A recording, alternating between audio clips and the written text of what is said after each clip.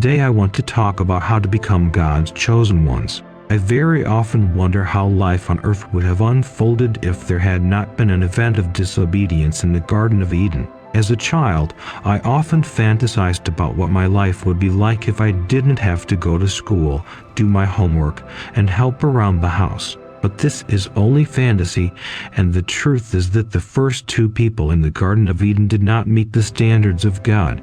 They made a mistake, and humanity is still trying to cope with their mistake. Man is the best that was created by God. He created us in His image and likeness and made us responsible for our lives.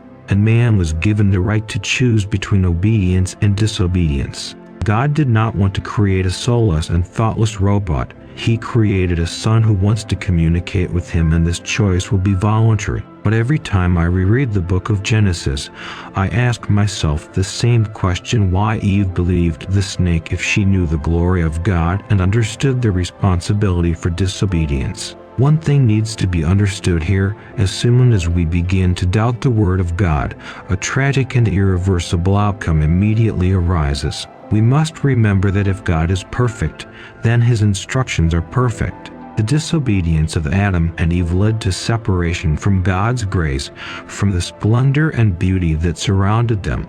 After that, they no longer had a sincere desire for God. They were busy shifting the blame on each other. Even now, like Adam and Eve, you can disobey the instructions of God because you consider them absurd and illogical. But do not forget that God is not one of those who give up halfway. He will always find ways out and opportunities in order to return us to the true path. But in spite of everything, God still chose us and told the plan of salvation to Adam and Eve. And no circumstances have changed God's attitude towards us. This shows us the greatness and grace of our God.